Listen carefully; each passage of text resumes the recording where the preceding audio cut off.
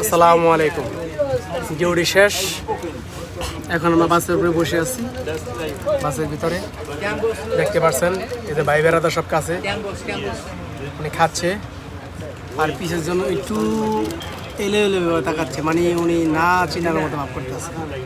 যাই হোক, সারাদিন অনেক মেহনত করলাম, সাইডে কাজ করলাম, কাজ শেষ, চলে আসলাম বাসে। ইনশাল্লাহ আল্লাহ যদি সহি সালামতে নেয় তো ক্যাম্পে চলে যাব। আল্লাহর হাওলা, সবার কাছে দোয়া রইল, প্রবাসীর জন্য সব দোয়া করবেন যাতে প্রবাসী সবসময় ভালো থাকে। এই কামনা করে যে ভাইও করতেছে, প্রবাসীদের সবসময় দোয়া করবেন যে বিপদ মুসিবত অ্যাক্সিডেন্ট থেকে আল্লাহ যেন আমাদের ভালো রাখে, সুস্থ রাখে, এটাই কাম্য। আর যারা দেশে আছেন, আমরা প্রবাস থেকে দোয়া করি আপনারা ভালো থাকেন, কারণ দেশের মানুষ যে অসুস্থ বা অ্যাক্সিডেন্ট হয়ে যায় তো দূরপ্রবাস থেকে আমরা অনেক চিন্তা, অনেক টেনশন করি। অতএব বুয়ের জন্য দোয়া করতে হবে। আর দোয়া এমন একটা ফজিলত যে বান্দার ভাগ্যবন্ধ পরিবর্তন করে দিতে দোয়া, তো বেশি বেশি করে দোয়া করবেন।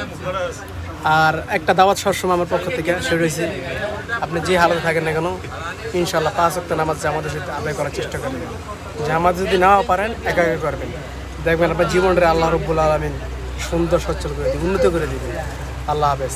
যদি কিছু বলার থাকে অবশ্যই কমেন্টে জানিয়ে দিবেন। আর কেউ যদি ইউটিউব থেকে আমার ভিডিও দেখতে থাকেন অবশ্যই সাবস্ক্রাইব করবেন। আল্লাহ হাফেজ।